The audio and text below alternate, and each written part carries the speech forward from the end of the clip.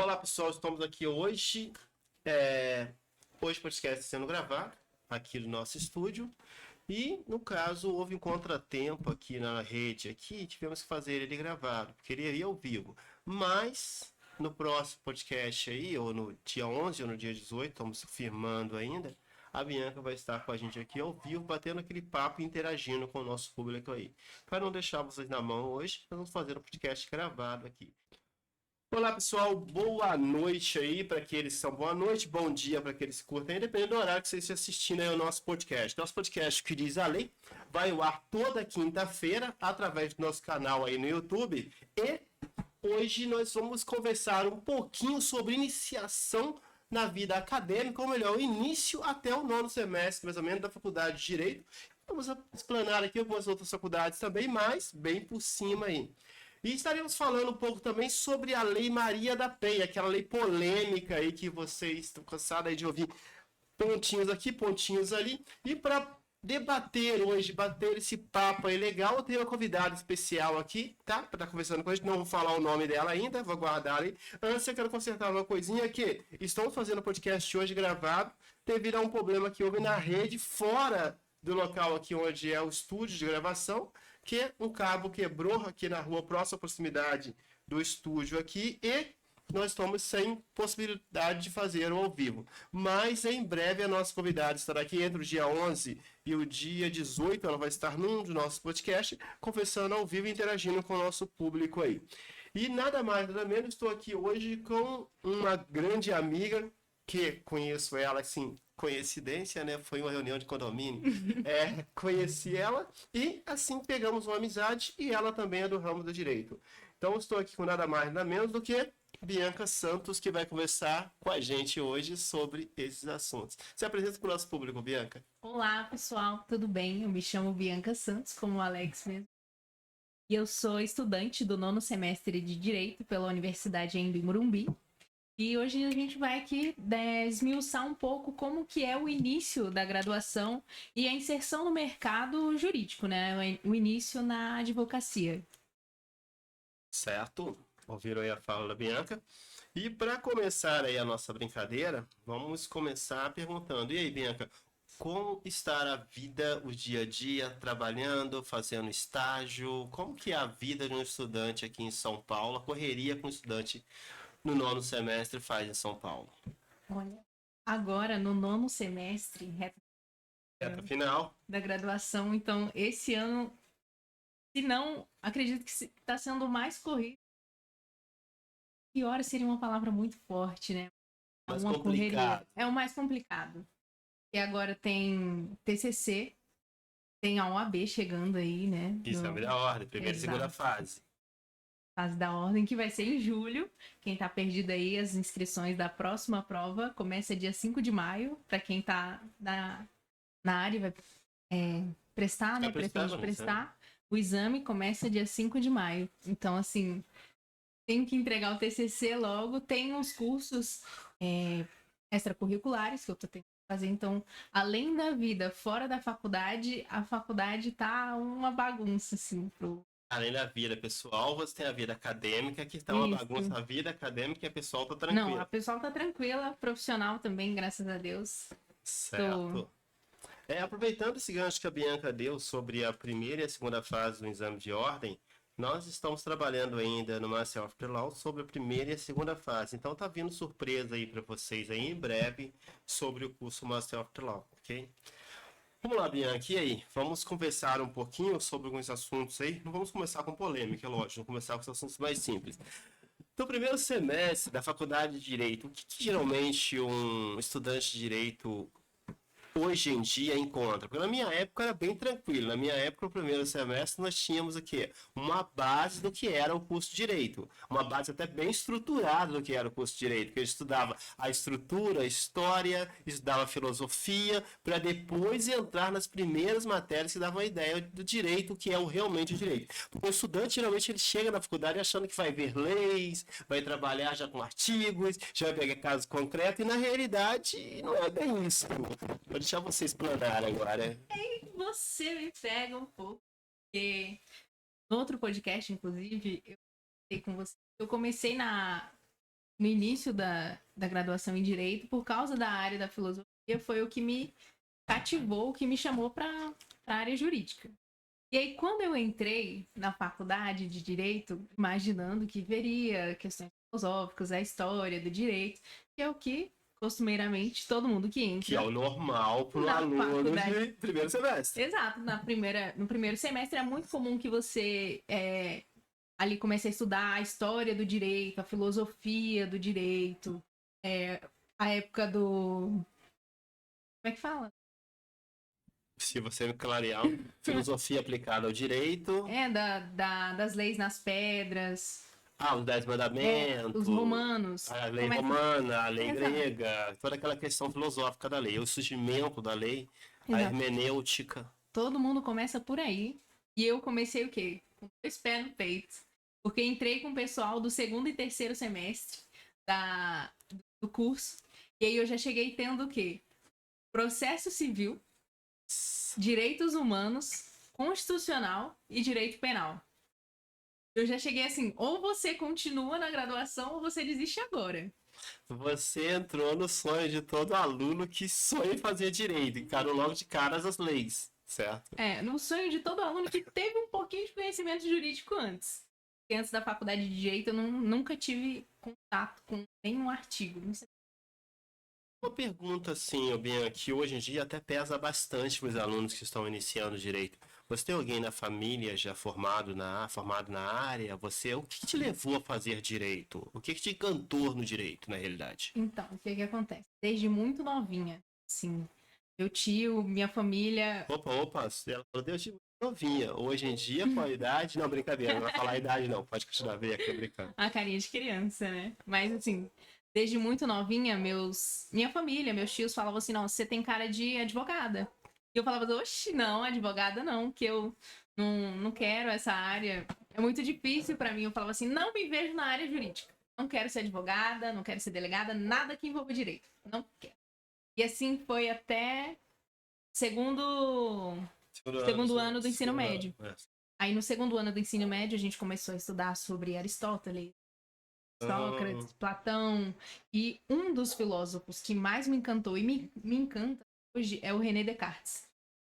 E de alguma forma ele, assim, eu sou cristã. De alguma forma o René, ele é um dos únicos filósofos que ele tenta provar a existência de Deus. Que ele tem até uma frase muito conhecida dele que ele fala que, não sei se é penso logo existo. Penso logo existo. Sim, penso logo. E ele usa um dos exemplos do Descartes é que ele fala que nós não temos a capacidade, a imaginação de criar algo que não existe. Por exemplo, o unicórnio. O unicórnio é nada mais, nada menos do que a junção de um cavalo e um animal com chifres. Correto. Não é nada assim surreal de outro mundo que nós imaginamos não existiria. A gente teve uma fonte para ter e de fato criar um unicórnio. Então o René ele vem falar para nós que não tem como a gente criar um Deus do nada. Assim, Deus existe do nada. Alguma fonte tem. E um pedacinho para se puxar para dar toda a extensão do que é o pensamento sobre Deus. Sim, meio que um gatilho assim pra gente, Deus existe. Olhando desse aspecto que você acabou puxando agora, o assunto é Zeus para um lado, só que você puxou já, é um podcast, então automaticamente a gente ia falar sobre N coisas. A psicologia jurídica, você falou do início da faculdade de Direito e hoje nós trabalhamos bastante, sendo que especialista em psicologia jurídica, certo? Você acha que psicologia jurídica é algo importante para a faculdade de Direito? Porque você... Pai, fala você primeiro, que eu vi que você fez uma carinha. Não, assim, pra mim é super importante, porque eu tava falando porque eu escolhi a área do Direito, né? Uhum. E na minha... na hora que eu fui escolher o curso que eu queria prestar, tanto que eu prestei o vestibular na AMB, e todos os vestibulares que eu prestei foi entre Direito e Psicologia. Psicologia era a minha segunda opção, inclusive eu ainda pretendo cursar Psicologia, porque é uma área que me encanta, assim, de forma... Eu não sei nem expressar como que a Psicologia me encanta. E assim, eu pretendo entrar na área de família. E assim, para lidar com algumas situações de família, para mim tem que ter algum lado da psicologia ali. Você tem que saber lidar com a pessoa. Você tem que saber lidar com a outra parte, porque infelizmente a maioria dos advogados e o pessoal que está na área jurídica hoje, eles vão muito no que está na lei. E A letra da somente. lei, o que diz a lei. Só o que diz a lei. Exatamente. Exato. E eles acabam esquecendo que do outro lado, na outra parte, é um ser humano, é uma pessoa que tem sentimentos. Igual a gente abordaria da Maria da Penha. Nós Estavam. iremos abordar. Tá. Foi muito assim, na lei, e esqueceu que era uma pessoa com sentimentos, uma pessoa que sente. Então, assim, pra mim, a psicologia ela tem que andar lado a lado com o direito. Gente, não é bem sério que existe em podcast, quando a gente está debatendo em podcast, que a gente entramos nos assuntos assim, de forma aleatória. Então, assim, nós estamos falando sobre a questão da entrada dela na faculdade e agora entramos na psicologia, entramos automaticamente psicologia jurídica e entramos na filosofia. E na filosofia ela puxou a gente para Maria da Penha. Então, automaticamente, vamos falar agora de Lei Maria da Penha, certo? Não, mas aí a gente não pode esquecer de incentivar os nossos amigos que estão iniciando aí querem iniciar o curso de Direito ou que estão iniciando, né? Boa! Ótima fuga, doutora. Ótima fuga mesmo. Hoje em dia, na faculdade, já vamos entrar na Lei Maria da Penha. Já iremos entrar na Lei Maria da Penha. Hoje em dia, no início, primeiro, segundo, terceiro, quarto semestre do direito, consegue-se ter uma base do que é o direito? Porque hoje eu ouço alguns alunos de primeiro, segundo semestre, converso bastante com pessoas da área, talvez com bacharéis já formado, e falam que hoje a faculdade de direito mudou bastante. Tanto que tem uma amiga que hoje começou direito, já dá ideia do que é o plenário, do que é os três poderes, do que é a Constituição, do que é uma petição inicial. Então, assim, começou dá para se ver. Você já começou na prática, né? Exato, dá para você entender que começou quase que o inverso, porque os três poderes, o poder judiciário, o poder legislativo, o poder é totalmente ali segundo, terceiro, quarto semestre que você vai ver isso, porque primeiro você estuda toda a trajetória da história do direito, aprende a pensar como advogado, aprende a entender por que existe a lei, aprende como é votada uma lei, como é constituída uma lei e como o Congresso aceita isso. Porque uma das coisas, tá vendo como é complicado falar? Porque uma das coisas que eu sou defensor e fielmente é de uma cadeira do direito no primeiro, segundo e terceiro ano. Porque nós não teríamos muito pretos parados em muros, fica de costa e não conhece o direito deles e lá são abusados praticamente em questão de citação de lei. Que quando você cita a lei para uma autoridade, eles perguntam que você tem conhecimento da lei, muda o tratamento. Então, nesse conceito, você acha que as faculdades de direito hoje estão seguindo uma linha Olha, para ensino do direito? por Difícil responder. experiência, eu não tive uma base do que, princípio, uma base do que era o direito, como que era formada uma lei, como que era o raciocínio para ser algo justo, né? Que até comentou entre a diferença de justiça com J maiúsculo e com J minúsculo.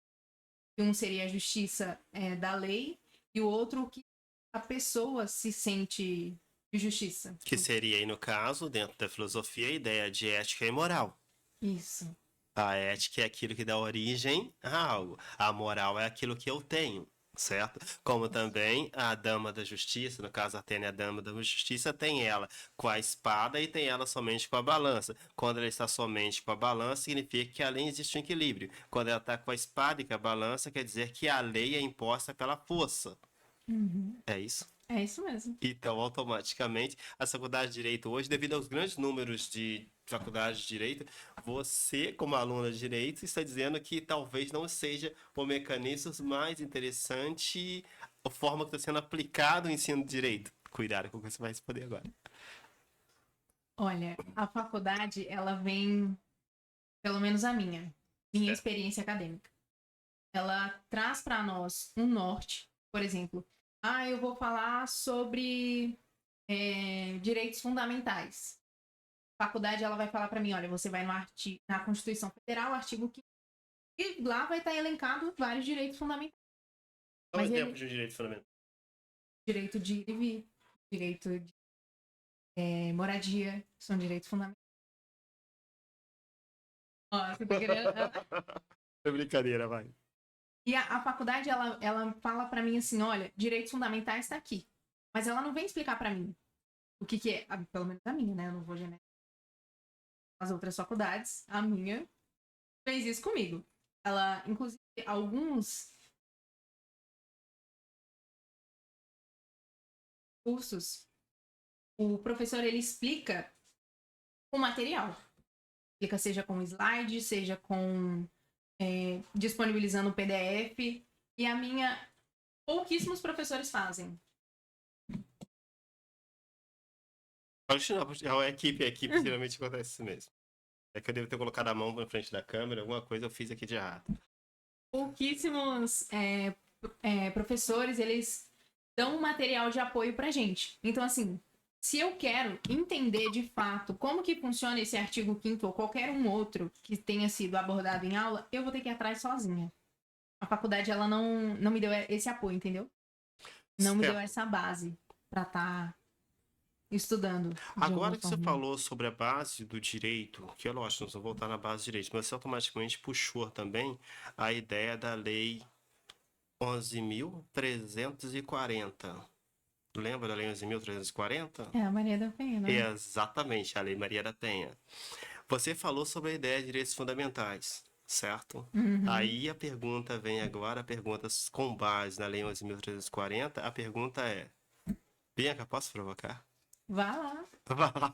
Ótimo, vá lá, eu nunca ouvi no podcast, mas ficou legal. Bianca, você acha que a Lei Maria da Penha, com base na Constituição, no artigo 5º da Constituição, que diz que todos somos iguais perante a lei, você acha que a Lei Maria da Penha segue a igualdade de todos serem iguais perante a lei? Olha, você utilizou a Constituição Federal. E eu vou te Exatamente. responder com ela mesma. Adoro quando você faz isso, vai virar pessoal. Artigo 226, parágrafo 8. Vai falar que o Estado ele tem a obrigação de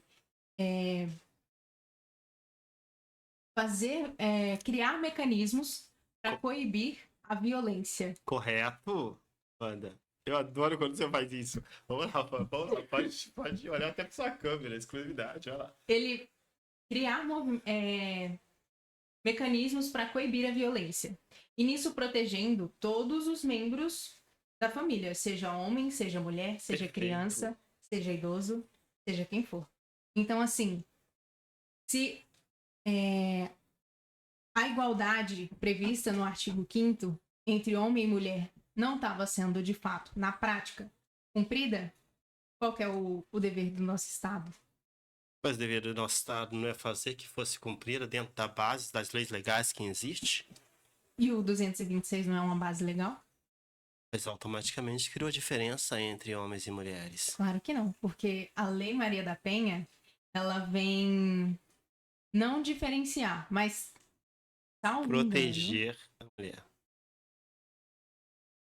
Tanto como existe o Estatuto da Criança e do Adolescente. Uhum. Não é que eu tô diferenciando essas pessoas, tô protegendo elas.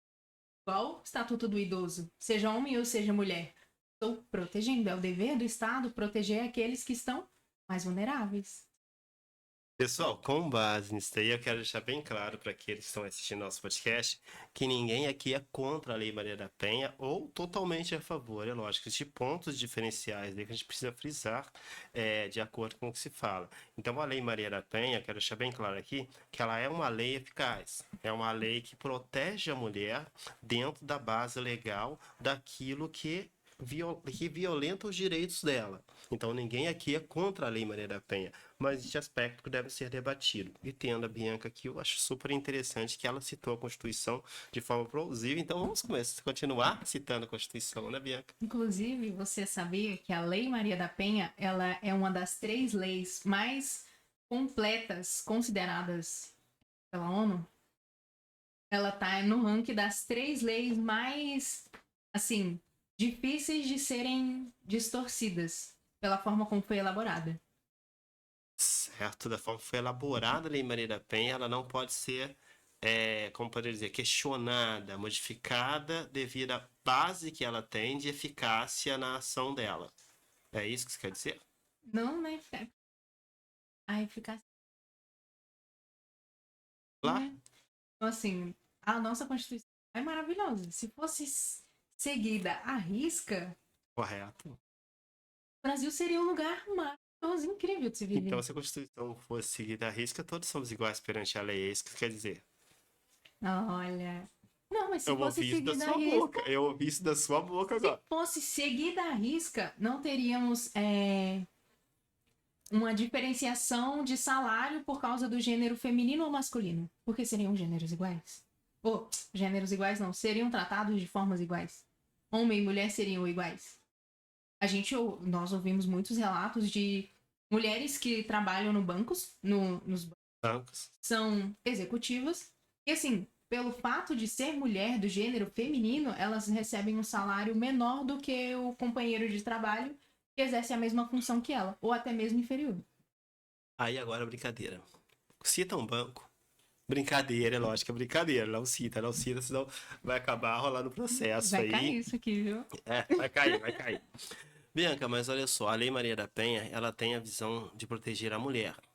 Só que o ponto e o aspecto que hoje em dia bate muito na tecla sobre a Lei Maria da Penha é as medidas protetivas, certo? Falando isso futuramente, quero até convidar a doutora Hélida ou alguém que tenha um amplo saber jurídico na área de mulher para até estar debatendo com a gente mesmo. A Bianca pode até estar com a gente para a gente estar debatendo um pouquinho mais.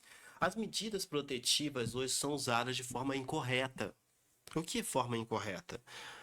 Temos relatos também, como existe relato da violência contra a mulher, existe relatos também de homens que abusam de forma excessiva da sua força contra a mulher, ou contra a psicologia da mulher em si, tá? Temos também mulheres que usam o artifício da Lei Maria da Penha para usar a medida protetiva para o caso Ana Hickman. É um caso bem visível, que agora está sendo revelado o caso Ana Hickman e estão vendo um outro lado da mulher através da Ana Hickman. O que tem a dizer sobre isso, as medidas cautelares usadas de forma errada? Esse é um problema. Problema seríssimo.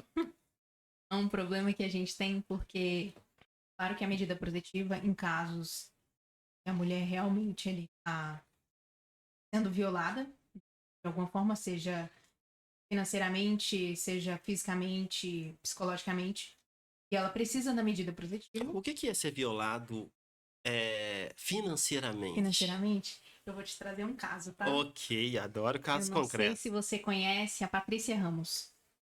Não estou lembrado desse caso, mas pode continuar. Não? Patrícia Ramos, era... Ela tinha uma lojinha de roupas, e aí ela tinha um namorado na época, o Diogo. Diego, acho que é Diogo. Pode fechar na sua Salvo câmera se engano, quiser. Tá? Diogo. E ela namorava com esse rapaz, pretendiam casar. Eles eram um casal cristão, então eles queriam casar muito rápido. E aí ela tava com essa lojinha, tava vendendo algumas roupas, e ela começou a gravar vídeos pra internet. E alguns anos atrás, não vou saber te falar que ano que foi, ela começou a viralizar. Ela viralizou nas redes, enfim, ficou conhecida. Virou uma influenciadora. É uma subcelebridade, virou uma influenciadora. E aí ela chegou a casar com esse Diogo, e assim, a maior parte da renda, o Diogo trabalhava, mas a maior parte da renda, quem trazia era a Patrícia. Uhum. A Patrícia, pela questão de ter viralizado ali na internet, estava com vários patrocinadores, estava ali, construindo o patrimônio dela. Correto. Eles casaram, construíram uma casa, tinham um cachorro, tiveram filhos, mas tinham um cachorro. Quase que a família Margarina. Estavam lá, vivendo a vida deles tranquilo. E aí a gente até toca num ponto que a Lei Maria da Penha traz também, salvo engano no seu artigo 7º, que é os tipos de violência. A Patrícia, ela estava sofrendo violência que ela não sabia que eram violência. Que é quando você, de certa forma, prejudica a pessoa psicologicamente. Ele usava de artimanhas para fazer com que ela se sentisse inferior. E aí, além causar danos psicológicos, emocionais. O Diogo, ele abriu uma conta, conseguiu, de alguma forma, abrir uma conta no banco em nome da Patrícia, onde ele tinha acesso e ela não sabia. E aí, todos os patrocinadores que deveriam pagar para ela as publicidades que ela fazia, ele recebia para conta dele. Para conta que estava no nome dela, mas que ela nem sabia que existia. Ela não sabia dessa conta. E aí ele estava recebendo todos os pagamentos e ela, como assim, né? Como assim? Você tá, como assim? Não tô recebendo dinheiro? Como assim? Ninguém tá me pagando? Eu vou ficar pobre de novo? E aí, depois de um tempo, esse processo ainda tá correndo, não foi final. Mas assim, o esposo dela tava ali roubando o patrimônio. Não seria estelionato? Mas não é uma violência Mas não seria financeira? estelionato no Código Penal? Também. Pode encaixar. Ok, foi só observação, Pode só encaixar. observação. Mas assim, de certa forma, é uma violência. Porque muitas mulheres não têm a capacidade, a visão de enxergar a situação que elas estão e falar assim, olha, isso aqui não... E aí elas se submetem a ficar submissas a esse homem por questões emocionais ou às vezes questão da sociedade, como que a minha família vai me olhar, a sociedade vai me olhar. Bianca, agora que nós falamos da Lei Maria da Penha, a Lei 11.340, que é a Lei Maria da Penha, nós falamos também sobre violência patrimonial. A violência patrimonial é quando um homem começa a usufruir de um bem desta mulher de forma ilegal. A Lei Maria da Penha tem o seu artigo que caracteriza isso como crime, que poderia ser também, no caso, estelionato, certo? Nós conversamos sobre isso. A Lei Maria da Penha, no caso, na Lei Maria da Penha, cita pra gente o que é violência patrimonial. No caso, você está me perguntando se na Lei Maria da Penha cita o que é a Não, estou violência pedindo para patrimonial? citar um exemplo de violência patrimonial para que nossos ouvintes possam entender melhor o que nós falamos anteriormente. Bom, a gente tem, posso citar para vocês um caso concreto, recente, que aconteceu agora entre, salvo engano, 2023, finalzinho de 2023, que é, não sei se você conhece ela, Patrícia Ramos. Influenciadora. Isso, uma subcelebridade.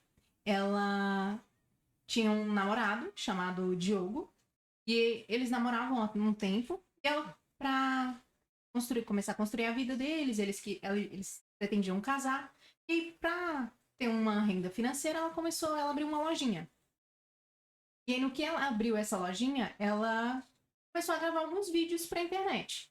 E eu não vou recordar o ano, mas ela começou a gravar os vídeos, e com os vídeos que ela foi gravando, ela acabou viralizando nas redes e ficou muito conhecida.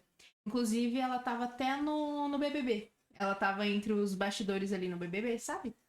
Uhum. Do ano passado. Essa última versão aqui ou a versão anterior do BBB? Acho que versão anterior, porque eu não acompanho o BBB, mas ela tava Eu também participando. não. Eu também não. Ela tava participando de um dos comentaristas. Ela era uma das comentaristas. Mas isso não é um detalhe que não tá muito importante. No nosso Discussão. caso. E no que ela começou a viralizar na internet, ela começou a ter vários patrocinadores e começou a receber um valor consideravelmente muito bom, né? Pra poder gravar os vídeos pra internet, divulgar marcas, enfim. E ela chegou a casar com esse Diogo. Passado alguns anos, eles construíram a casa deles em um condomínio bom. Tinha um cachorro. Eles construíram ali a família deles. Famosa família Margarina. Exato. E passado um tempo assim, o Diogo, até então, a Patrícia, ela não tinha o conhecimento de que ela sofria um tipo de violência doméstica. Porque, em alguns momentos, o Diogo, ele era agressivo no falar dele e, de certa forma, menosprezava ela. Fazendo com que ela ficasse triste. Era uma violência psicológica. Ele fazia ela sentir. E depois de passado algum tempo, o Diogo, ele abriu uma conta em nome da Patrícia, sem que ela soubesse, ela não tinha ciência dessa conta. E aí, ele que era o agenciador dela, um dos que estava ali por dentro da organização das contas financeiras dela, Ele abriu essa conta em nome dela, sem que ela soubesse, e falou para todos os patrocinadores isso, que para depositarem os valores das publicidades dela nessa conta. E aí a Patrícia começou a estranhar que não tava mais entrando dinheiro para ela, né? Ela ficou assim, uai, como assim? Tô trabalhando, tô fazendo minhas publicidades e não tá entrando nenhum valor monetário para mim. O que tá acontecendo? E aí, depois de um tempo, ela descobriu que existia essa conta no nome dela e que ela nem tinha conhecimento de que existia. E o Diogo, pegava o valor que caía nessa conta e transferia para uma conta pessoal dele, que a Patrícia também tem acesso. É um processo que ele ainda tá correndo na justiça. Tá em trâmite julgado. Ainda não temos um desfecho. Mas assim, é um exemplo de violência patrimonial recente. Bianca, perguntei se pode provocar, então nós vamos continuar aqui naquela brincadeira da provocação, né? Pessoal, em primeiro lugar, colocando aí, o assunto que nós vamos tratar agora é a implantação de falsa memória no direito penal ou no direito criminal, tá? Adiantando aí, só para vocês terem ideia, o que é a implantação de falsas memórias no direito penal, tá? Implantação de falsas memórias no direito penal é quando a pessoa não tem aquela 100% de certeza que o crime ocorreu. Eu estou falando da questão de importação de falsas memórias em direito penal pelo seguinte aspecto, porque eu estou fazendo um estudo profundo disso e estou lendo vários livros sobre isso constantemente, até mesmo porque no direito penal a implantação de falsas memórias é uma realidade. E quem lida com isso é a psicologia jurídica e os psicólogos em si. Porque, na realidade, nós aceitamos aquilo que a mídia passa pra gente, sem buscar o real fator daquilo que é apresentado. Então, estamos criando um grupo novo de estudo. Na realidade, várias faculdades estão fazendo isso, criando cadeiras novas de estudo para a implantação da falsa memória. Como eu poderia explicar a implantação da falsa memória de uma forma um pouco mais blanda para vocês poderem entender, tá? Quando uma testemunha vai testemunhar, no caso, no plenário, assim por diante, e leva-se um tempo, um espaço-tempo para ela se testemunhar, o que acontece? A mídia já falou sobre o caso, outras pessoas já criaram nova versão do caso, automaticamente criando nova visão daquela testemunha do fato concreto. Isso atrapalha muito a justiça, porque a mídia às vezes tem acesso a determinados fatores que a justiça não tem. Aí quando a gente fala implantação de falsas memórias, tá, a gente está falando de adultos, implantação de falsas memórias em adulto, contar a história de forma diferenciada. A mesma coisa acontece com a criança, porque na psicologia jurídica, na psicologia normal, uma criança, quando ela mente sobre um determinado assunto, por exemplo, uma criança sofreu determinado abuso, determinado fulano de tal ou fulano de tal, porque o abuso pode ser sofrido pelo homem, o homem ou a mulher pode realizar o abuso, certo? Nós vamos cair nesse contexto já que nós conversamos antes que iríamos cair nesse contexto. Quando se fala isso para uma criança, e a criança vira para a criança e fala assim, que casos que acontecem na Lei Maria da Penha, claramente, falsas denúncias de abusos de pai para depois constatar que isso não era real. Tivemos um advogado aqui, que foi amigo de faculdade, Valdemir, contou um caso que ele pegou sobre isso. Depois foram provar que realmente a menina não sofreu violência nenhuma. Mas só que de uma forma bem clara, falando sobre a implantação de falsas memórias dentro do direito criminal, é aquela questão da criança. Você chega na criança e fala, conta tal história. A criança vai lá e conta uma vez. Aí ela, quando vê que aquela história deu repercussão, ou melhor, gerou atenção para ela, ela sustenta aquilo não por mentir, mas pela aquela forma de querer atenção. E isso acontece muito com os adolescentes hoje em dia. De uma forma bem clara, do aula na escola, isso acontece de forma bem clara. Você dá atenção para uma determinada pessoa, a pessoa tem aquela tendência de se apegar a você. E na falsa denúncia, a falsa denúncia e a implantação de falsas memórias é a mesma coisa. Se eu não tenho determinada atenção, eu vou ter determinada atenção. Se eu mentir sobre aquilo, vale a pena mentir. E depois de um tempo de tanto mentir, ela passa a acreditar naquela história. Exatamente. Né? Aí a pergunta que eu tenho para você, dentro do aspecto da Lei de Maria da Penha, e além de trabalhar muito com o criminal, você não acha que quando a pessoa é levada até uma delegacia, ou no caso, é contada uma história para ela, tipo, eu estou sofrendo violência patrimonial. E a mulher, na realidade, não está sofrendo. Você não acha que aquilo ali é implantado na cabeça dela para que ela possa falar sobre aquilo ali? É lógico, existem fatos reais, conclusivos, que provam aquilo ali. Alguns casos. Alguns outros casos, não. Porque é o que a justiça determina, é o que era a regra a ser seguida. E uma coisa que eu bato muito na tecla no estudo da ciência jurídica é aquela questão: juiz, delegado policial são seres humanos. E a tendência que tem na psicologia jurídica é o seguinte aspecto: se eu vivo uma violência, eu tenho a tendência a defender aquilo ali. Então não existe totalmente a imparcialidade. Nós podemos ver isso de forma bem clara no nosso presidente atual, que no passado foi automaticamente acusado de um monte de coisas e depois viram que o juiz não era imparcial, que ele foi até demais parcial. Você não acha que hoje em dia, com tanto falar que criou violência para isso, violência para aquilo, você não acha que muitas vezes memórias falsas são implantadas a crianças, adolescentes, mulheres e homens também? Olha, eu acredito muito que não dá pra gente generalizar nada. Totalmente. Tá, Muitas... Bianca, o que é generalizar totalmente? Generalizar é eu chegar aqui pra você e responder a sua pergunta. Alex, realmente não é legal. Às vezes a pessoa não tá sofrendo violência e eu vou falar pra ela, não, você tá sofrendo, e ela vai acreditar que ela tá Mas sofrendo. quando o nosso cliente chega a uma delegacia, a primeira coisa que fala é o seguinte: você sofreu tal coisa? Sofri. Você não sofreu outra coisa? E vão implantando. Você sabe, a realidade jurídica do meio criminal é essa. Chegou a delegacia, eu tenho que montar um inquérito, daquele inquérito que eu tenho que mandar para o Ministério Público, o Ministério Público tem que aceitar, mandar para o juiz para que ele virar processo. Sabe o que isso entra? A ética. Que é um dos motivos que me fez cursar direito, inclusive. Porque na nossa Constituição tá lá que a lei é clara para todo mundo. Ninguém pode se esquivar da lei por falta de conhecimento. Exato. Então todos devem ter conhecimento da lei. É outro ponto sério, não querendo te cortar, mas é outro ponto sério. O carinha que mora lá não sei aonde na fazenda X, ele nunca ouviu falar de Código Penal e muito menos de Código Civil. O cara vive a lei do espaço-tempo do local que ele vive. Olho aí, por olho, dente por dente. Aí, de repente, por que eu tô falando isso com você? Porque eu sei que você viaja muito pra fazenda. Então, lá acontece um monte de coisas que, se caísse na realidade, no nosso mundo real, não seria aceito. Ele não poderia se esquivar. Porque a nossa... vai falar, não, mas a nossa lei tava lá pra todo mundo ver. Quem quisesse ver, tava lá. Mas, Bianca, aqui entre a gente, tá? Dois juristas conversando. A lei tá lá pra todos verem? Assim... A lei tá lá para que todos tenham acesso, mas nem todo mundo vê. A Atena está com a venda nos olhos. Será que a lei é vista? Muitas vezes a diferença tem... E muitas vezes ela é até vista, mas ela não é de certa forma enxergada.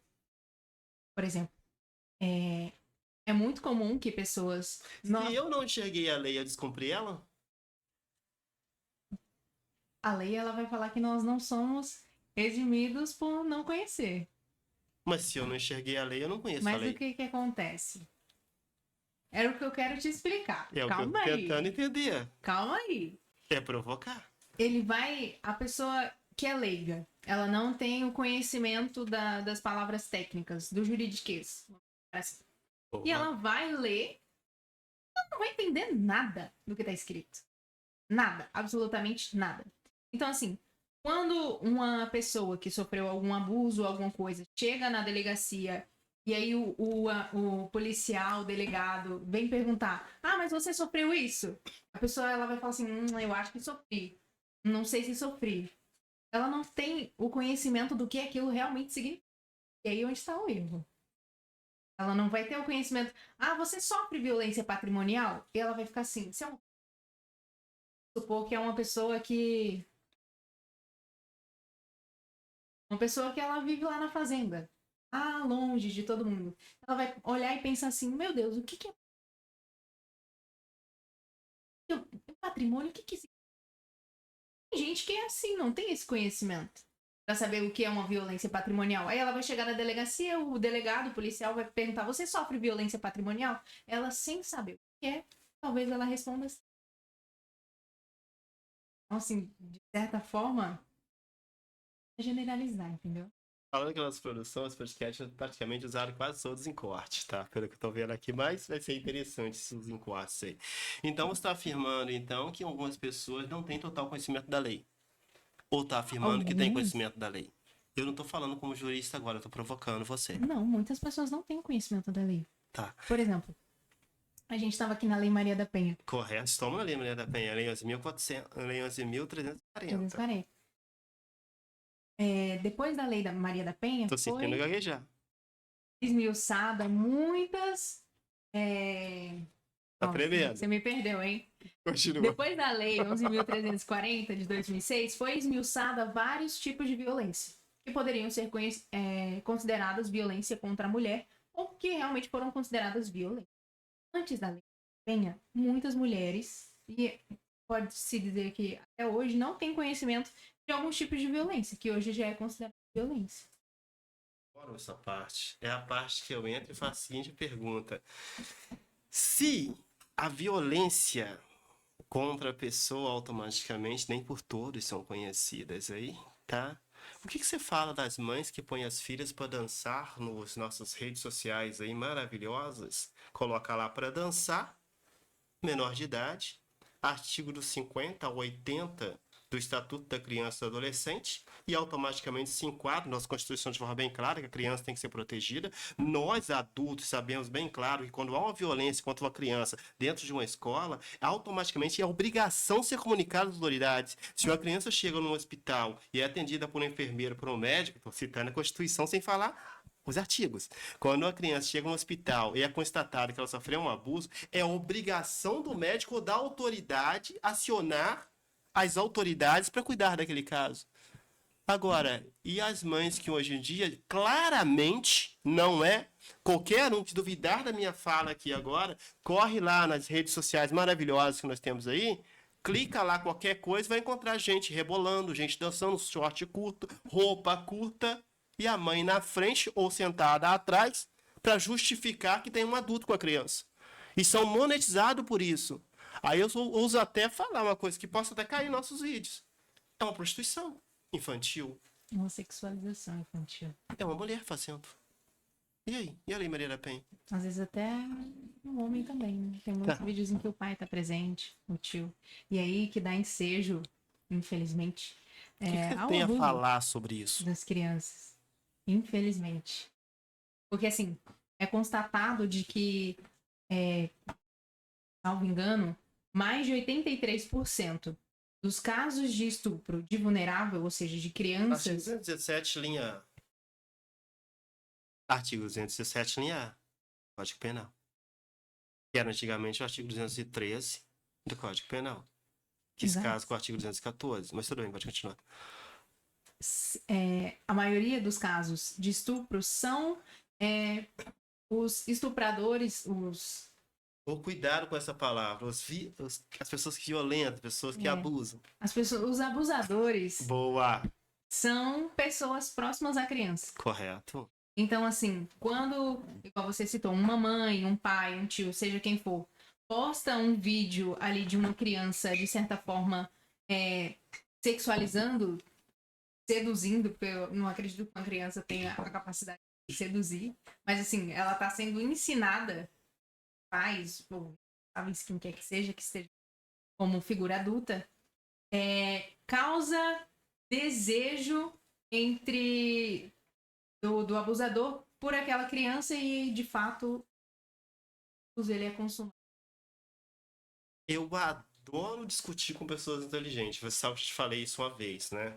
O artigo 217 foi alterado, o artigo 213 para o artigo 217, linha A, exatamente por mudar o enquadramento do fato de se abusar de um menor de idade.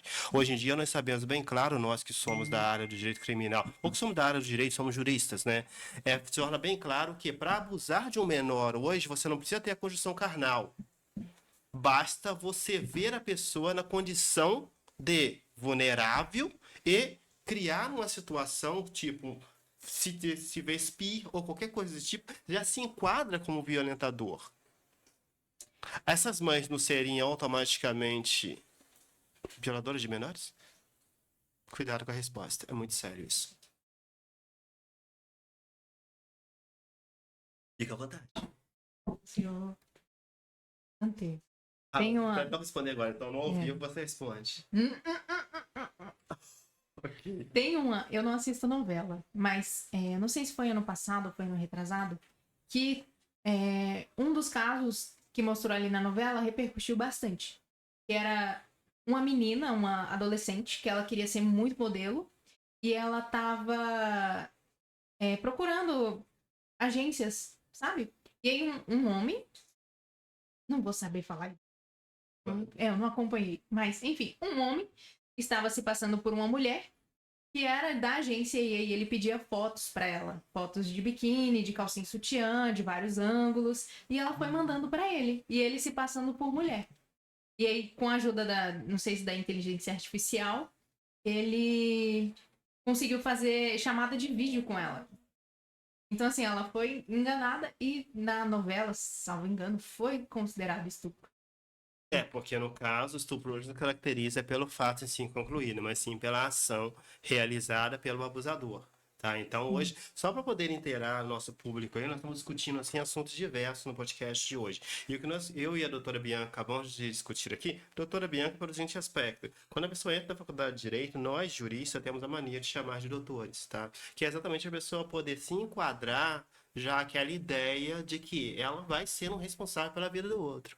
Tá? Então, eu e a doutora Bianca aqui acabamos de citar o artigo 217, linha A. O artigo 217, linha A, houve alterações nele. E as alterações que houve nele é a seguinte: hoje, para caracterizar aquilo que está escrito no artigo 217, linha A, não precisa existir mais a conjunção carnal. Foi o que a doutora Bianca acabou de falar aqui agora. Não existe mais a conjunção carnal. Basta ver a proporção do ato, a citação do ato, e já caracteriza isso. E a minha pergunta para ela foi a seguinte: se devido a isso se enquadrar no artigo 217, linha A, as mães que colocam as filhas para dançar nas redes sociais também iriam usufruir desse artigo, tá? Porém, a doutora Bianca vai responder isso no nosso podcast ao vivo futuramente. Acredito, eu posso dar uma opinião leiga? Fica à vontade. Leiga é impossível. Leiga. Leiga é impossível. Acredito que quando essas mães, esses responsáveis, esses pais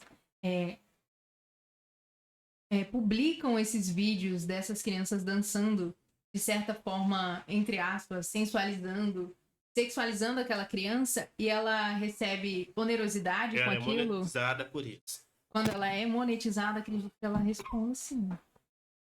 Deveria. Eita, então assim, brincadeira, tá? Mas sai com as brincadeiras meio aqui triste, né? Então, pessoal, pode prender metade das redes sociais aí, tá? Pode. Eu acho que 85% das redes sociais vão acabar de responder agora no Código Penal. Agora, Concorda comigo? que entrando em outro assunto elencado, mas fora do contexto, o que é muito triste, porque boa parte das crianças hoje em dia tem perdido a infância. Crianças com 10 anos de idade estão beijando na boca, estão aí indo pra baladinha. Com 10 anos.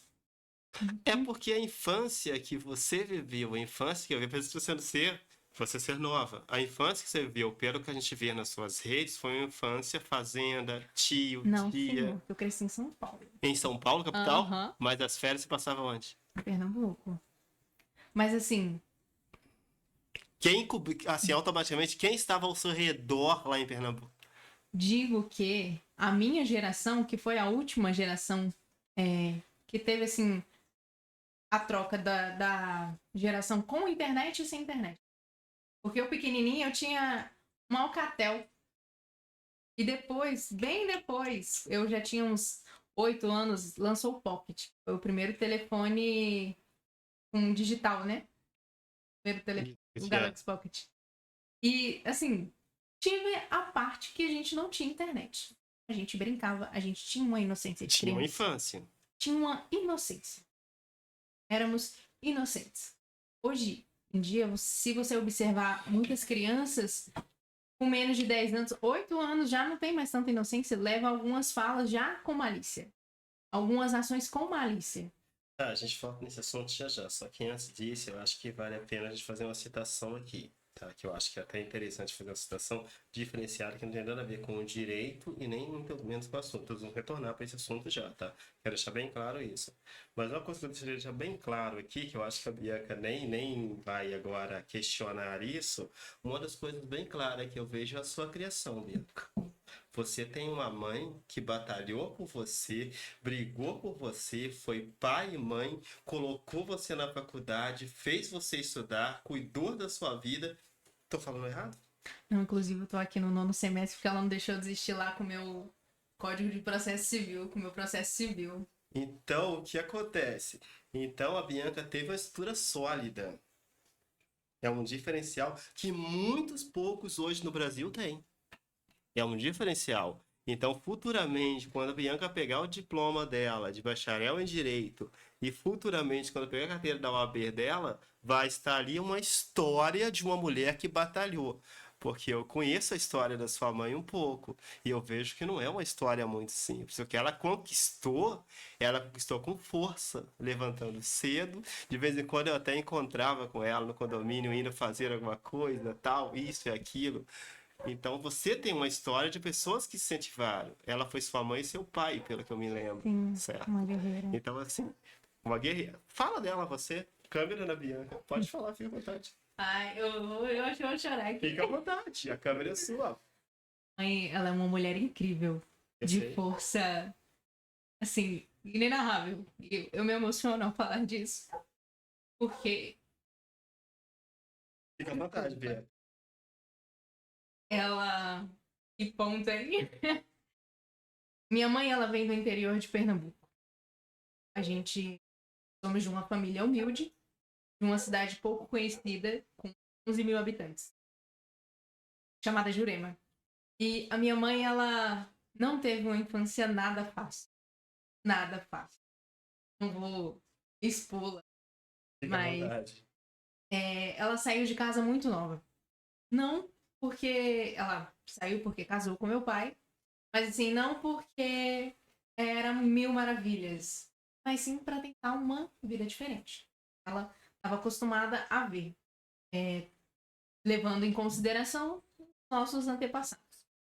Ela veio para São Paulo recém-casada, sem conhecer absolutamente ninguém e nada, com meu pai, que era a única pessoa que ela conhecia. E assim, não vou falar mal do meu pai aqui, Fica à mas vontade. A câmera é sua. não vou falar mal dele aqui, mas digamos que não foi uma das melhores pessoas nesse mundo para minha mãe. E nem a família. Não foram pessoas que ajudaram ela, que acolheram ela.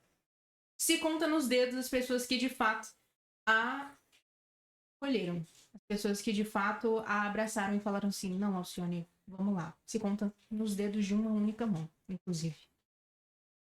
E eu, muito novinha, minha mãe não teve um primeiro casamento dela. Hoje, graças a Deus, ela é bem casada. Conheço, é um É. cara e tanto. Hoje, Conheço, é um graças cara a e Deus, tanto. muito bem casada. Só que assim, no primeiro casamento dela, não foi nada fácil. De jeito maneira. Sofreu um pouco de ava amassou, popularmente falado. E teve várias turbulências, assim, comigo pequenininha ainda. E quando eu estava com de 4 para 5 anos, meus pais, eles, na época não existia o divórcio, né? Foi antes de 2015, então eles, Desquitado. Sai era, desquite. tem a separação e depois de 2 anos tentava o divórcio. Isso. Aí eles se separaram. E aí, a partir daí, algo até que não sei nem se eu conto. Posso Fica à contar? vontade. E É a com gente... você, é um bate-papo, é um podcast. Fala o que você quiser. Ah, não. Fica à vontade, o microfone é seu. Minha mãe, após a separação, ela foi deixada com uma mão na frente e outra atrás. E uma criança. Eu tinha 5 anos. E a criança era você. Exato. Sou filha única, inclusive. É mimada. Brincadeira, Não, vai. Brincadeira, não continua, não continua. fui. Mas foi deixada com a mão na frente e outra atrás. Ela trabalhava de domingo a domingo pra manter a gente, né? Pra me dar uma vida confortável. E assim, minha mãe, ela não saía pra lugar nenhum. O único momento que ela tinha, assim, livre, era comigo. Então, Não adianta tentar segurar. Não tem como. o único momento que ela tinha, assim, não tô trabalhando, não tô buscando uma vida melhor pra gente, ela tava comigo. Tava com a filha dela. E assim, toda a família da minha mãe, ela é de Pernambuco. Então, assim, da família dela não tem ninguém aqui em São Paulo. Era somente a família do pai mesmo. Então, assim, era só eu e minha mãe. E tudo que ela podia fazer por mim, ela fez e ela ainda fez mais ainda. Porque, assim, não, eu acho que não tem como eu conhecer uma mulher mais forte. A gente sempre fala isso da nossa mãe, mas a minha, de fato, conheci uma mulher Batalhadora, forte, guerreira. tão guerreira. Ela é uma mulher, assim, admirável. E muitas vezes ela não vê essa própria força nela. Eu admiro ela de uma forma tão grande que se eu pudesse, eu emprestava os meus olhos para ela se enxergar o quão incrível que ela é. Forte isso. Minha mãe, assim, é de uma inteligência surreal. E algo que me entristece nela é que ela não acredita nessa capacidade que ela tem. É a simplicidade dela. Né? E o que ela não teve, ela fez de o impossível para que eu tivesse. E eu só tô na faculdade de Direito hoje, eu só sou a mulher que eu sou hoje, estou no emprego que estou hoje, porque ela tava me dando a base, ela tava me dando apoio. Sem ela, eu não sei nem onde é que eu estaria. De fato, não sei dizer o que seria da Bianca sem a Alcione, que foi quem me... Ela, meu Deus, eu te amo muito. Eu amo muito aquela mulher. Não dá nem pra explicar. Não tenho palavras pra descrever a mulher maravilhosa, estupenda que é a minha mãe, Dona Maria Alcione. Ela é incrível. Tenho palavras pra expressar o orgulho que eu tenho dela. Agora, só para dar uma aliviada ali, pra Bianca se recompor ali, o interessante foi como eu conheci essa família. Foi muito interessante. Eu conheci, na realidade, a sua família brigando com ela. Era assim, eu morava no apartamento de cima e eles moravam no apartamento de baixo. E o apartamento de cima tinha um vazamento que dava no toalete do Pois apartamento de é, baixo. inundou a nossa casa. Aí, aí automaticamente o síndico passou o interfone lá, Alex, ó, os vizinhos de baixo estão reclamando que tem um vazamento. Tá, tranquilo. Aí tentei sanar, tranquilo, tá. Aí depois, os vizinhos de baixo estão reclamando que tem barulho de água. Eu, poxa, agora é sério, agora vai virar processo, que é isso e aquilo. Eu desci com tudo. Mal sabíamos nós que era um advogado. Aí Né? chegando lá, sua mãe abriu a porta e me atendeu na maior educação. O seu padrasto também na maior educação. Tá, tranquilo, ele já criou um clima mais tranquilo, certo? Tanto que a vaga da garagem na próxima vaga de vocês ali com o carro. Aí um certo dia houve uma reunião sindical aqui, lá no prédio, houve uma reunião sindical. E eu sento do lado de uma menininha muito diferente. Quer dizer, eu tava sentado, vem uma menininha estranha e senta do meu lado. Uma criança.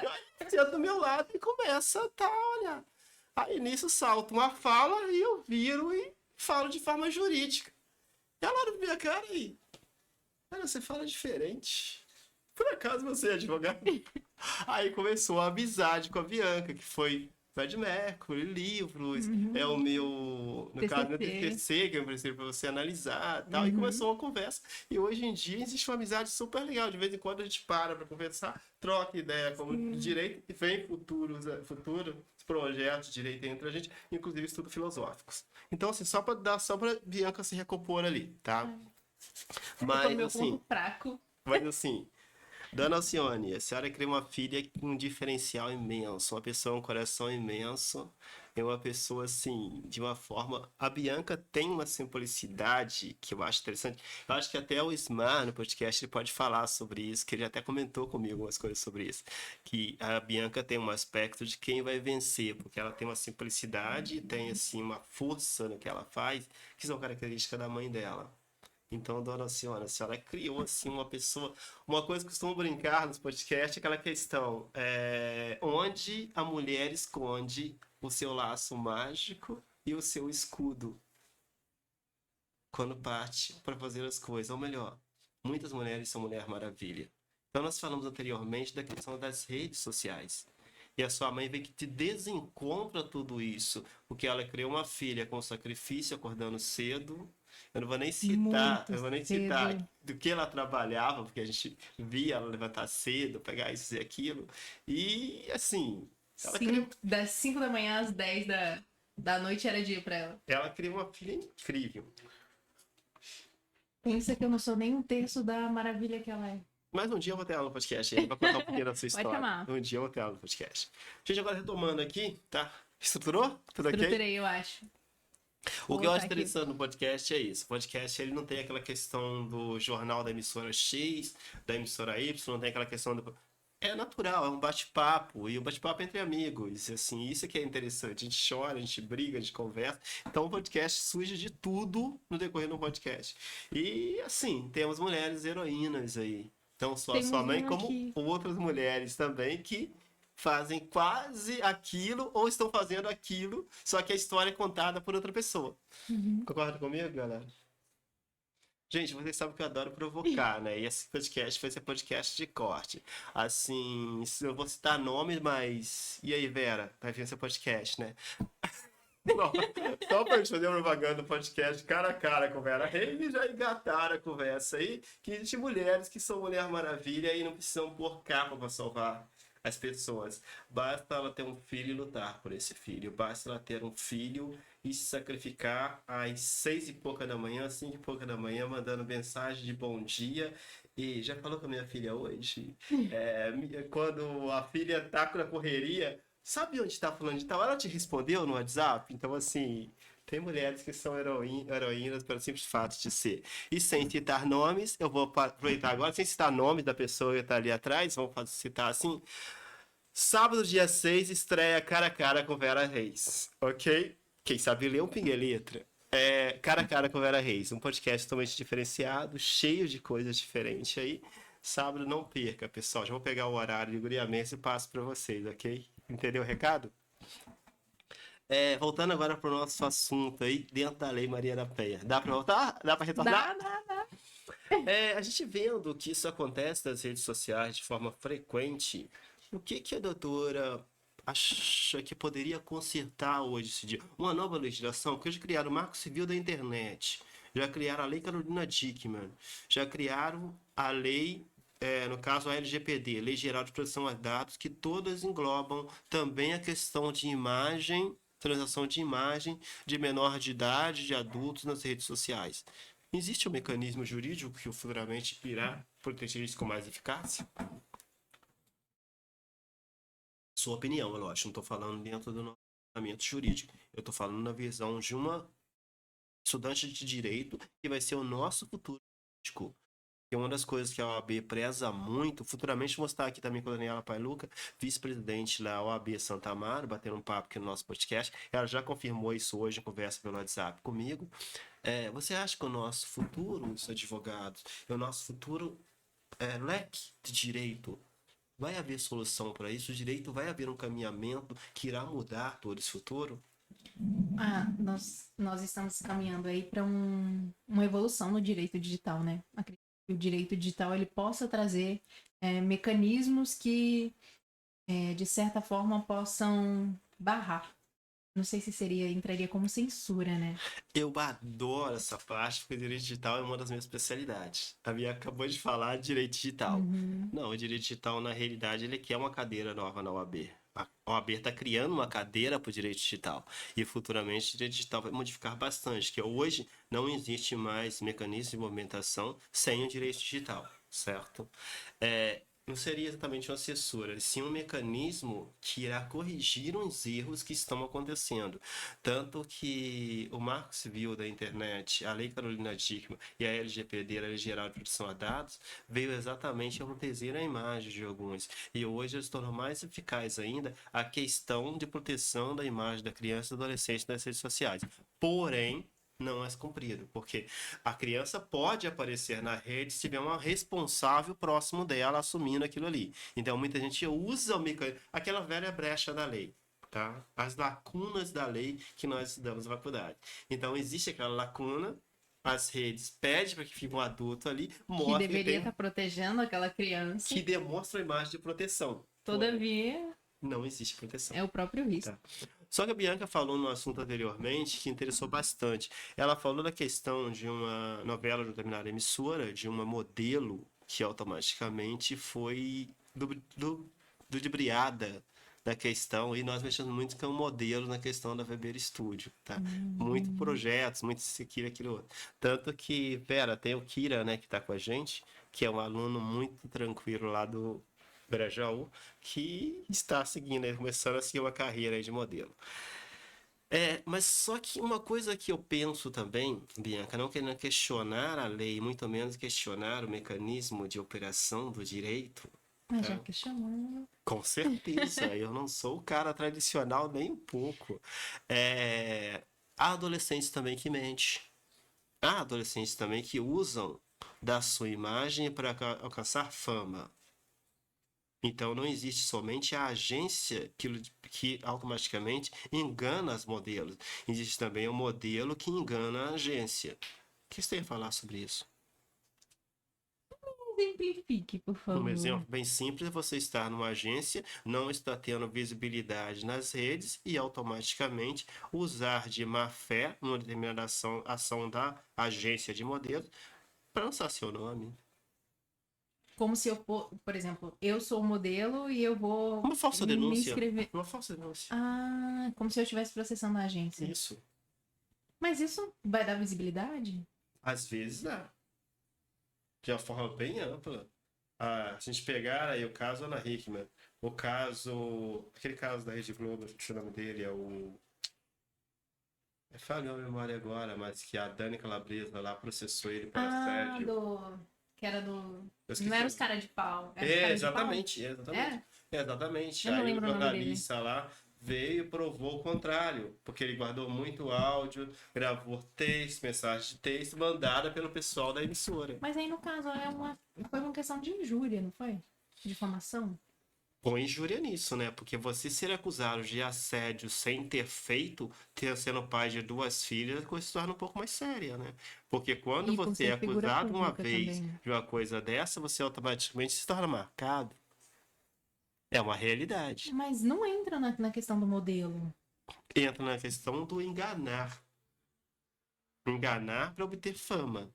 Porque na realidade, porque eu tô Mas entrando, ela porque eu tô entrando nesse também tinha aspecto. fama dela. Tudo bem que repercutiu de forma.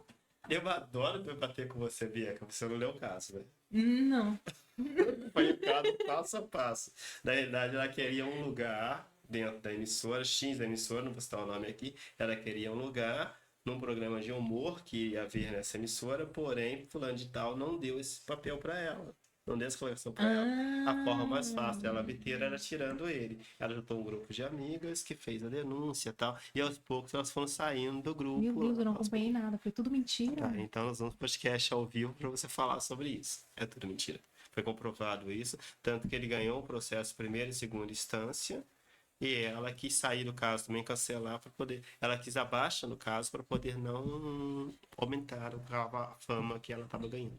Tanto que hoje nem se fala mais disso. É Márcio Mendes, é o nome dele. Meu Deus. Certo, então assim, já pesquisaram ali, né? Pior que foi de cabeça, nem vi a pesquisa. Certo? Então existe todo um aparato em cima disso.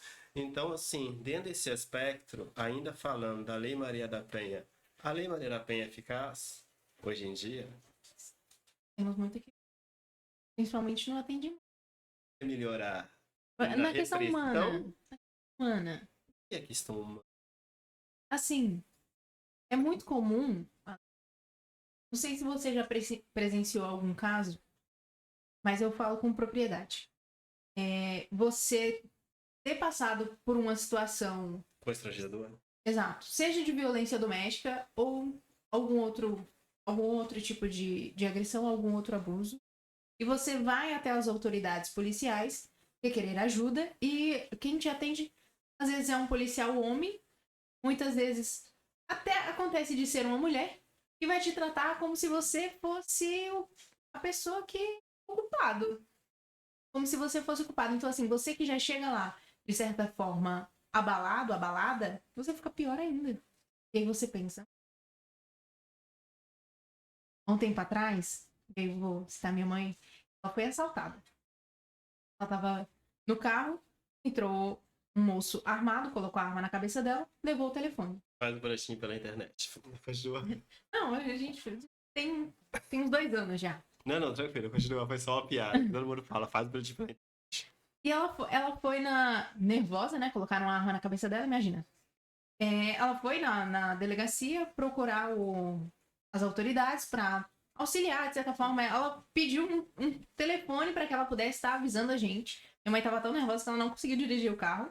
Imagina da minha situação. E ela queria um telefone para avisar para nós, né, para mim. Onde ela estava e quem morreu. Exato, avisar o que aconteceu, porque que a gente não estava conseguindo falar com ela, queria avisar. E assim, o policial tratou ela de uma forma tão rude, tão grotesca, que ela ficou assim, meu Deus. Ela ficou totalmente desamparada. Tanto que quem ajudou ela no dia foi um rapaz que ele tava no posto de gasolina. Foi ele quem ajudou ela. Ele foi um anjo. Mas assim, os policiais não fizeram absolutamente nada. Ela teve que ir na delegacia um outro dia pra eles falarem paz no boletim da internet. Exatamente. Então assim, ela não teve atendimento. Atendimento ela não teve. O que acontece com muitas mulheres que sofrem violência. Mas agora, aí eu gosto de provocar, né? A coisa interessante é provocar.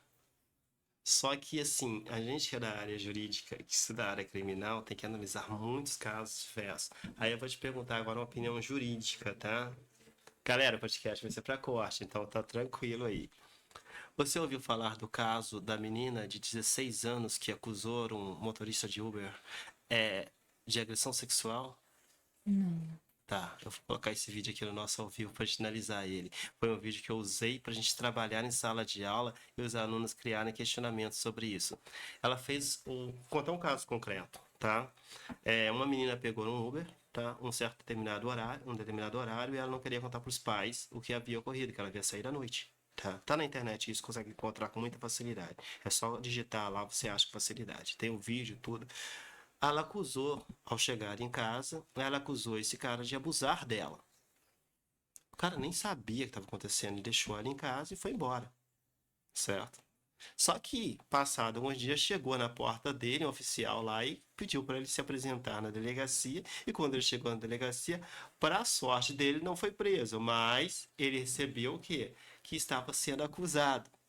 Só que ao invés dele pegar e se desesperar e se distanciar da vítima, que é o que é passado, nós juristas passamos para o nosso cliente, que aconteceu algum caso, distancia da vítima e deixa o processo acontecer, ele fez o seguinte: ele sabia que ele era íntegro, ele pegou o boletim de ocorrência, pegou o carro e foi na porta da menina bater na porta dela.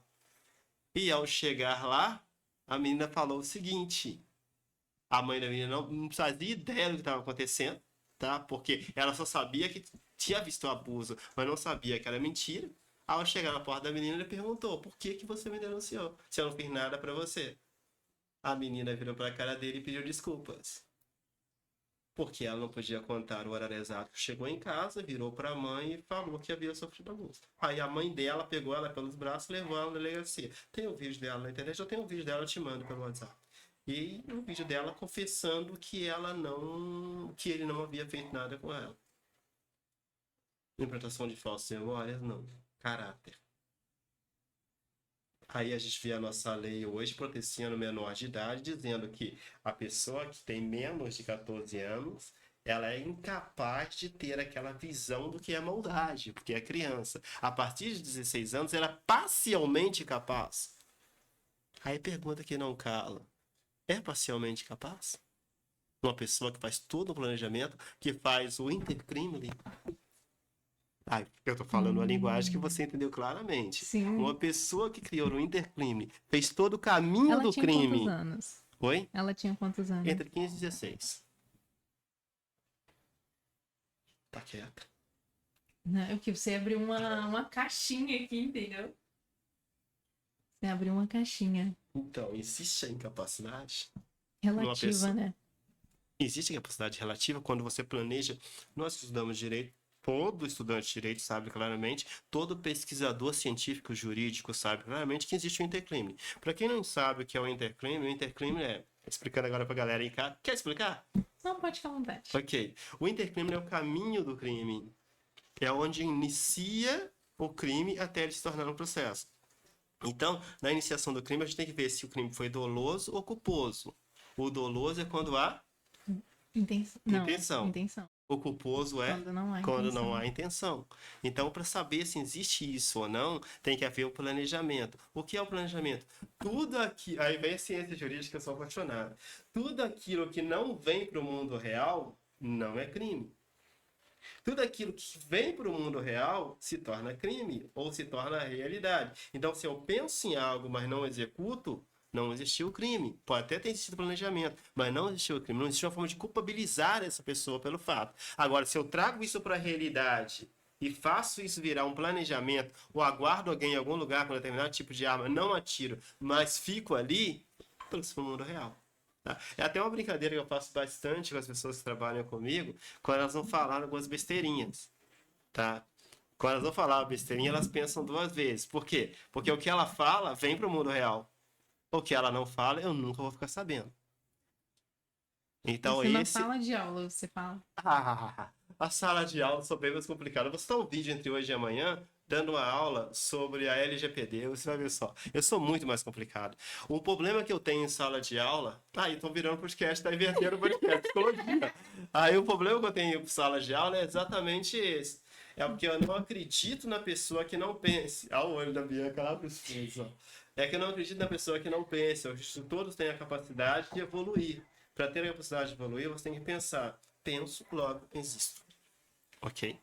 Então, Renê. penso, logo existo. Se eu penso, eu sou capaz. Se eu tenho a capacidade, eu mudo o mundo. Então, eu nunca olho para minha sala de aula no seguinte aspecto: eu estou mudando ou aplicando uma matéria. E sim, estou preparando pessoas que irão mudar o futuro. Então, da minha sala de aula, pode ser que 80%, 95%, 99% saia dali sem entender aquilo que eu passei. Se um sai e segue uma carreira, cumpriu meu Papel serviço. cumprido. Entendeu a brincadeira? Uhum. Então, essa é a ideia da ciência e da busca por um entendimento maior. Falando agora de busca em conhecimento maior, estamos falando aí de filosofia, saímos da lei Maria da Penha, entramos agora em filosofia. Nicolau Maquiavel, qual a melhor fala? Qual a melhor fala? Nicolau Maquiavel, para você. Ah, eu falei pra você. Inclusive, ele tá ali na minha bolsa. Deixa eu adivinhar o livro, O Príncipe. O príncipe. Ah, quem nunca... Ah, tá. Não vou nem falar isso, que aí você vai ficar brava comigo. Eu vou me perguntar o seguinte: qual jurista que nunca leu O Príncipe?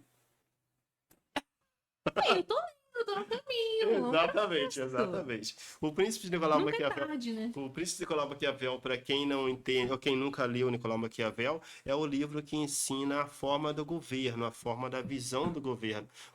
Fica difícil fazer um podcast com a atenção da pessoa se voltando para a técnica.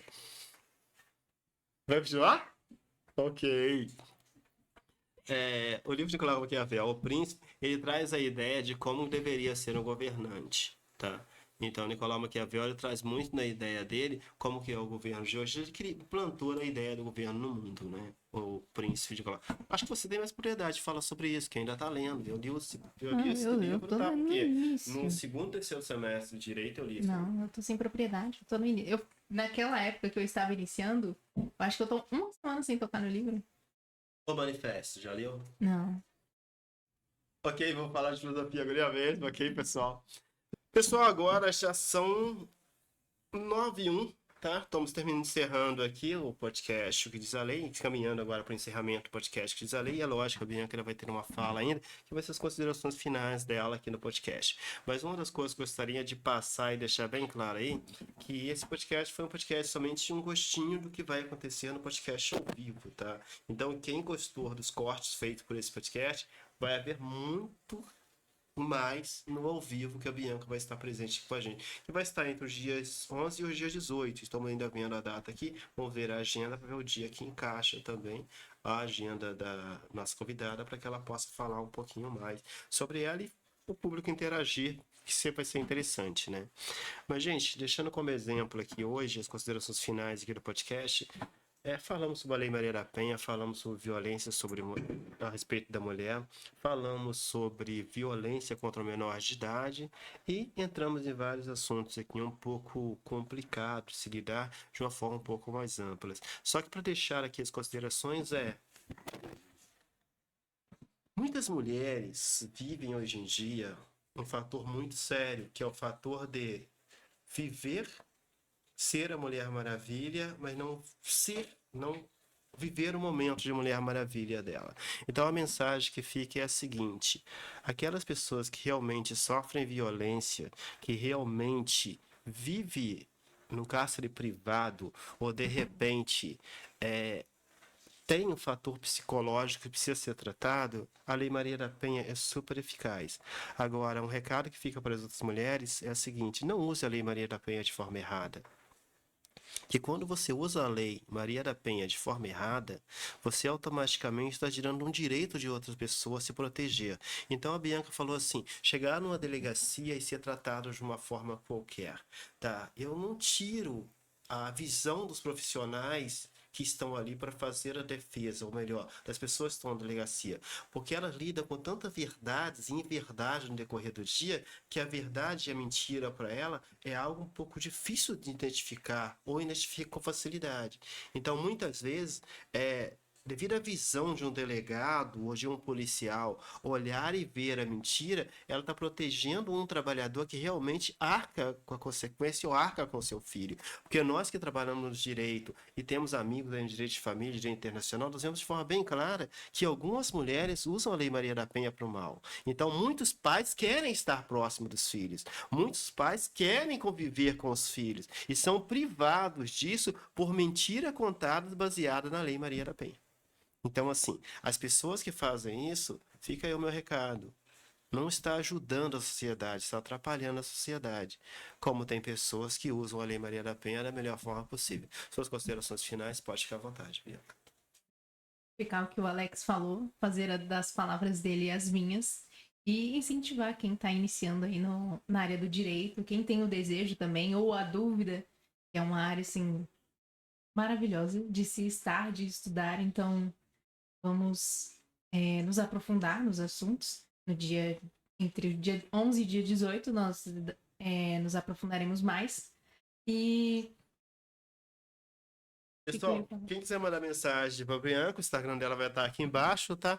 Aí você pode mandar lá. Quem quiser saber um pouco mais sobre direito também, aí eu creio que você conseguirá respondendo no seu Instagram, certo? sim, pode contar comigo. É isso aí, pessoal. Mais um podcast que diz a lei. Fechamos aqui.